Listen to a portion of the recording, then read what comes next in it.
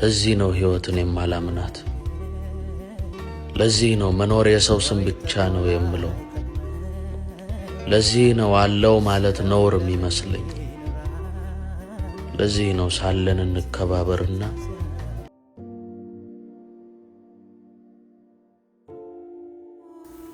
የኪራ እናት አርፈዋል። ኪራ ታዲያ ከቀናት በኋላ ሰርጉ ነበረ። ቢሆንም ግን ሰርጉ ላይ የማይሆን ነገር ተሰማ። ኪራ እስከ ዛሬ ሰምቶ የማያውቀውን ነገር ቢሰማ ራሱን መቆጣጠር አልቻለም። ሰላም ሰላም፣ የተወደዳችሁና የተከበራችሁ ውዴ ቻናሌ ቤተሰቦች እንደምን አላችሁ? በያላችሁበት ሰላምና ደስታ ፍቅር ይብዛላችሁ። ለዚህ ቻናል አዲስ ከሆናችሁ ሰብስክራይብ በማድረግ ቤተሰብ አድርጉኝ። እንዲሁም ላይክ እና ሼር በማድረግ አበረታቱ ማለት ነው። ታዲያ ኪራ ዛሬ የእናቱን መሞት ሰምቷል። እናቱ እንግዲህ የሞተችው በድንጋጤ ነው። ኪራ እስከ ዛሬ ምንም አይነት ነገር አያውቅም ነበረ። ቢሆንም ግን አንዳንዴ ይጠራጠራል። እነሱ ከሚያወሩት አንጻር አንዳንዴ ምንድን ነው እኔ የማላውቀው ነገር አለ ወይ በማለትም ይጠይቅ ነበረ። ቢሆንም ግን ምንም የለም በማለት እንግዲህ እስከ ዛሬ አድርሰውታል ማለት ነው። ዛሬ ግን ምንም ቢጸጸትም እነሱም ቢጸጸቱም እናቱን መመለስ አይችሉም ማለት ነው። አንዳንዴ በህይወታችን ውስጥ ቆይ በኋላ እንናገራለን ወይም ደግሞ አሁን ብንነግራቸው ሰዎች ይጎዳሉ በማለት ወደ ኋላ ብለን በስተመጨረሻው በ11ኛው ሰዓት ለሰዎች የማይሆን ዜና እናበስራለን ማለት ነው። ታዲያ ኪራ እስከ ዛሬ እናቱ የካንሰር ታማሚ መሆኗን ደግሞ ምንም የሚያውቀው ነገር አልነበረም። የኪራ አባት ለጽናት ነግረዋት ነበረ። ቢሆንም ግን ጽናትም ይሄ ነገር በሚስጥር ስለተነገራት ሚስጥሩን ሚስጥር አርጋው ለረጅም ጊዜ ቆይታ ነበረ። ቢሆንም ግን ለጓደኞቿ አንዳንድ ነገርን አስረድታለች። ታዲያ ኪራ ይሄን ነገር ምንም የሚያውቀው ነገር አልነበረም። ዛሬ ላይ ጉዳዩን ሲሰማ እጅግ በጣም ተጸጸተ። ሆኖም ደግሞ እናቱ እስከ ዛሬ ህመሟን ደብቃና ታግሳ ኖራ ነበረ። ሰርጉን ለማክበርም ከሆስፒታል ወጥተው ወደዚሁ ቤት መጥተው ነበረ። ኪራ ታዲያ እናቴ ምን ሆነሽ ነው ከስተሻል እያለ ቢጠይቅም እናቱ ምንም እንዳልሆኑና ምንም እንዳልተፈጠረ ነበረ ሲነግሩት የነበረው። ሆኖም ግን በስተመጨረሻም እንግዲህ እሱ ለምን ደበቃችሁኝ ብሎ ሁሉም ነገር ሲነገረው እጅግ በጣም ተቆጥቶ ነበረ። በዚህ አጋጣሚ ነው የኪራ እናት ራሳቸውን ስተው የወደቁት። በዚሁም እንግዲህ ራሳቸውን ስተው በመውደቃቸው ራሳቸውን አጥተዋል ማለት ነው። ታዲያ ኪራ በጭራሽ ይሄ ነገር ይፈጠራል ብሎ አስቦ አያውቅም። ቢሆንም በጣም ተጸጽቷል። እናቴን እኔ ነኝ የገደልኳት፣ እናቴ በእኔ ምክንያት ነው፣ እኔ ጮሄባት ነው በማለትም እንግዲህ ራሱን በጸጸት ውስጥ አምቋል ማለት ነው። ትላንትና እንግዲህ ቬሎ ሲመርጡና ሱፍም ሲያማርጡ ነበር። ዛሬ ደግሞ የሀዘን ልብስ ለብሰው እንግዲህ ተከስተዋል። ታዲያ አለማችን እንዲህ ናት፣ አንዴ ደስታ አንዴ ሀዘንን ታስተናግዳለች። ቢሆንም ግን ነገሮች መሆን ባለባቸው ወቅትና ሰዓት መሆን እንዳለባቸው ዛሬ ከነ ጽናትና ከነ ኪራ እንማራለን። ታዲያ ጽናትና ኪራ በብዙ ፈተና ያለፉ ፍቅረኛሞች ቢሆኑም ዛሬ ላይ የገጠማቸው ፈተና ግን ትንሽ ከበድ ይላል። እናት ማጣት በጣም ከባድ ነው። ቢሆንም ግን ኪራ አሁን ላይ መረጋጋት አልቻለም። በሩን ዘግቶ ብቻውን ያለቅሳል። ታዲያ እናቴን እኔ ነኝ የገደልኩት በማለትም ራሱን ይወቅሳል። የኪራ አባት ልጄን እንደዚህ ያደረኩት እኔ ነኝ ይላል።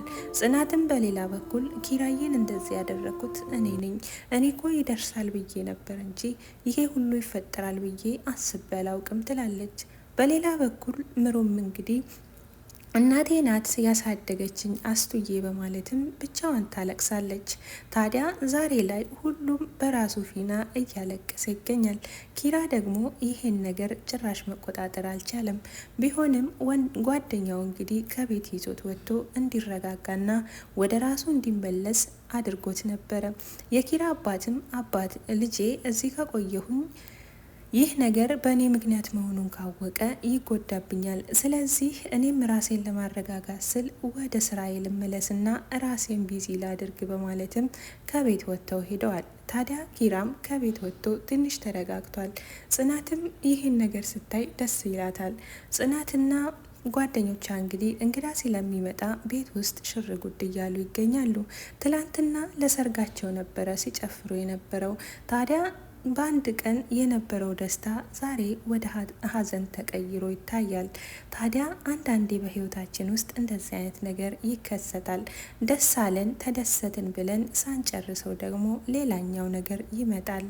ጽናትም ይህን ነበር ያለችው። እዚህ ቤት ፀሐይ ወጣ ተደሰትን ብዬ ሳላበቃ ለምን እንደዚህ አይነት ነገር ተፈጠረ ብዬ አምላክ ያልወቅስህም፣ ነገር ግን ኪራ የሚጽናናበትን ነገር ፍጠር በማለትም ወደ ፈጣሪዋ ትማጸን ነበረ። ታዲያ የኪራ እናት ለ3 ዓመታት ያክል ይሄን ህመም ኪራ እንዳይሰማ በማለትም ደብቀው ስለነበረ ዛሬ ላይ በስተመጨረሻም ጉዳዩን ሲነግሩት ኪራ በጣም አዝኖ በጣም ተጸጽቶና በጣም ሲያለቅስ ጭራሽ ይባስ ብሎ ጽናትም ሰምታ ደበቀችኝ እያለ እንግዲህ ጽናትንም ሊቀርባት አልፈለገም።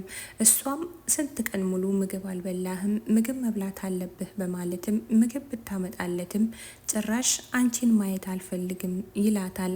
እሷም እንግዲህ እንደው ስሞትልህ ምግብ ብላ ቢያንስ እሺ ምግብ ብላና በቃ ታርፋለህ በማለትም ብታባብለውም እርሱ ደግሞ ጭራሽ ስሞትልህ እንዳትኝ በማለትም እንዳትናገር ከቤት ውጪልኝ እኔ ምግቡን በላለው በማለት እሷን ከቤት ያወጣታል።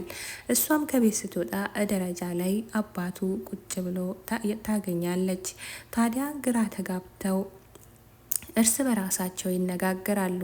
ጽናትና የኪራ አባት አሁን ላይ ምንም ማድረግ አልቻሉም።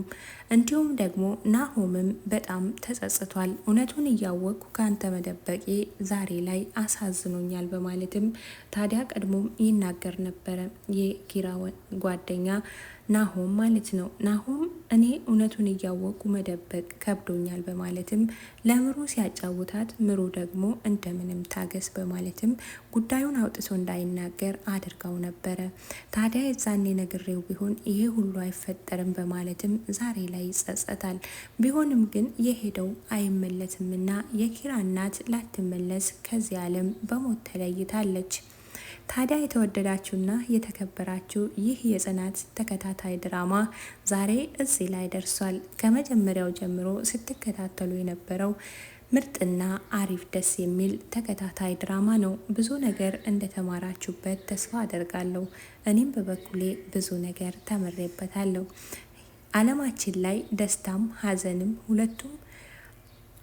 ሁለቱም በህይወታችን ውስጥ የማይቀሩ ጉዳይ ናቸው። ታዲያ ጽናትም ብዙን ጊዜ ብትፈተንም ደግሞ ደስታ አገኘው ብላ ደስ ሊላ ሲሰኝ በቃ የማታስበው ፈተና ይመጣና ወደ ሀዘኗ ይመልሳታል።